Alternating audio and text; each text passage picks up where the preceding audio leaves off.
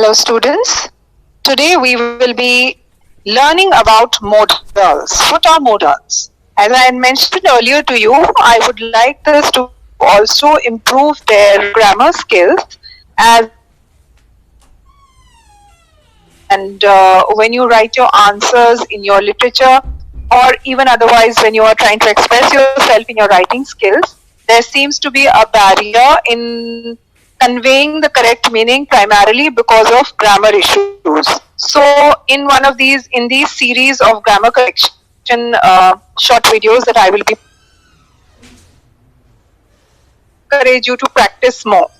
So in this we will proceed now with modals. Now what are modals? Modals are basically the kind of verbs which are known as helping verbs. Now what are helping verbs? What do they help us do? Let us look at the situations that are here in writing about modals when we are using them. And how are they helpful to us? There are different words and there are specific situations in which we use them. Firstly, we will discuss the situations and then we will look at examples. So now let us look at the situation where you talk about ability. What is ability? Ability means that you are capable of doing a particular thing, of attempting a particular thing. So this is can and could. These are the kind of helping verbs that are used in expressing ability.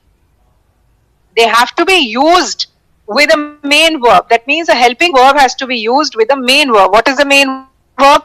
Could you please go to that shop? So going is the main verb and could or can would be the helping verb. Then they do not change their form. They do not have any infinitive or participle. That means it's not like that. It is used in its basic sense. And they are followed by main verb in the base form. Now there is a list of these verbs. If you will see this is the entire list. And now let us look at the situations first. So as I mentioned, ability is can and could. Possibility. Possibility is again the kind of situation that can possibly happen. So can, could, may and might, both. So these four helping verbs can, and then you have would, which is also part of it. Then advice, should and ought to. Permission, that would be can and may. Request. If you look at the requests, what are they? Can, could, may, might, would, and so on and so forth. So these are some of the helping verbs that we are using. Will, request, will you be so kind and do this work? These are some of the examples. I'm going to look at the examples in detail now. Obligation. What is obligation? Shall, should, must and ought to. Then you have suggestions. Suggestions is could, might, shall and should. And intention is will and shall. So here are some of these verbs that we are looking at, the modal verbs. Now, having seen this, I would like you to look at some of the examples and how they are used when we make sentences, even when we talk to people. What are those situations where these verbs are brought into use? So let us look at these examples of modal auxiliary verbs. So we have the first two, that was can and could.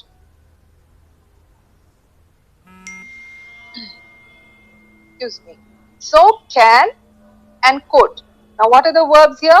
She can solve the problem. You can see that the modals are highlighted in bold. He can visit the museum. Can, and the helping verb is visit. Can you go to the shopping mall? Again, going is a verb and can is used with it. Could I use your bicycle please? So there are two verbs here. Could is the modal auxiliary and use would be the main verb. He could not ride the horse. It's also used in a negative. I could not attend the party. So these are some examples. We'll look at some more. May and might. Now what are they used for? Let us see the usage of these particular modals. We may reach Delhi on Sunday. So this is again a possibility. I may leave to Hyderabad today. You may go to the beach to spend holidays. So now they're getting permission. You may go. I may leave. So it's a possibility. So they are both things that are being used here. Now might is again, it is discussing the possibility. So here it goes. They might get a chance. We might have helped you. The situation might be getting worse. So again, these are possibility situations that are developing. Let us look at will and would. So here again we look. He will go to the market in the evening. So now this is a future tense. So will is also used with future tense. She will go to the market in the evening. And we will go to the market in the evening. So now this is how it is being used. Now if you look at would you like to take tea? Dani hoped that he would pass his final exams. He would buy a laptop for you. This is the way the verb of would is being used. Now let us look at shall and should. I shall go to the beach tomorrow. We shall work 6 days a week. Shall I read a book tomorrow? You should attend the class regularly. Johnny should abide by his promise and people should work sincerely. So these are things that you should do. So it's more like a compulsion to do these things, and that is where this particular thing is being used. So an ideal situation demands that we do these particular things. Now must and ought is again, this is like you have to do, it's a compulsion. So here it is, either Peter or I must leave now. You must take breakfast early in the morning. I must take interval. She ought to be generous. He ought to visit his friend once in a while. And you ought to help the poor. So this is an obligation that is being discussed. It's a sense of duty. So this verb helps you highlight these particular things. Now I have discussed examples of the modals that are here with us when we use them. And now let us look at further situations where modals are helpful. Now students, the reason why I'm going into detail in this is primarily because I don't want you to be, wondering as what to do with a modal and when you make sentences where they are correct, because there are certain things that you need to write when you are writing and expressing yourself, and if the grammar is incorrect, then again I mentioned, and I'm repeatedly mentioning this thing is that you should not lose marks because of these small errors. So let us look at this. What is the usage here? Can is ability, suggestion and request, and this is an example. He can find any street in London. You can take a taxi. Can you take me to Victoria Station? Then be able to, ability. He is able to find any street in London. Can't. Now that is something that is very impossible. Certainty. That story can't be true. Now with can, they have used a negative also. Could. Again, ability, request and suggestion. I could play tennis when I was younger. Could you take me to Victoria Station? You could take a taxi. Now, if you take it in the negative, couldn't. How will it be used? Impossibility to do something in the past. He couldn't swim when he was a child. So that is something that couldn't happen. May. Now, when you look at the modal may, that also means possibility or a formal request. You usually ask your teacher, may I come in the classroom? May I enter the classroom? These are the kind of questions that means you're seeking permission. It may be quicker to travel by train. So this is a possibility. May I come in? That is also a formal request.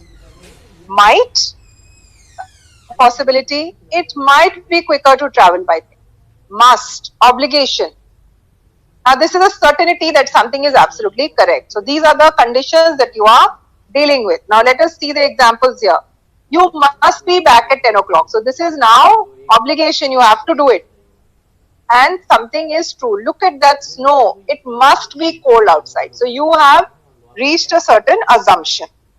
Now let us look at this have and has. Have to, has to, these again are obligations. You have to be back at 10 o'clock. Need to, needs to is obligation. You need to study a lot. So this is a requirement that needs to be fulfilled. Needn't is again the negative.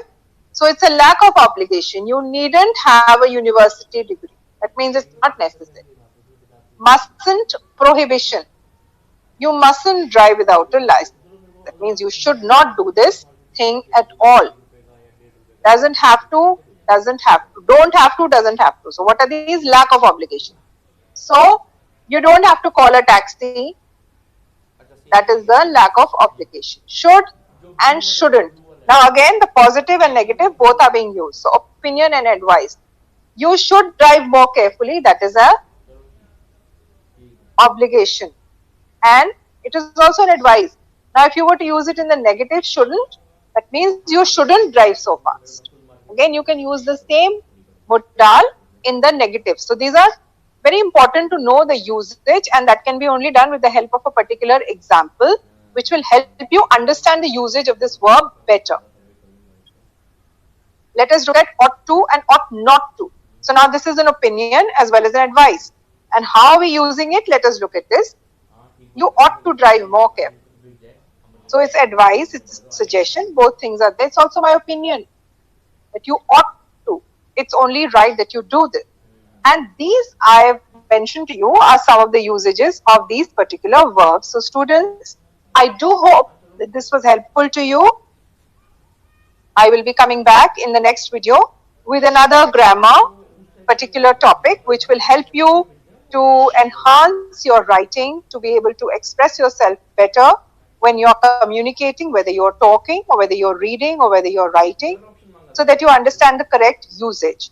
I recommend that you look at these particular grammar activities during the summer vacations so that it is helpful for you and you are able to achieve more better results when you are writing in the exams. All right. Thank you so much. This is the end of your particular class. Have a good evening.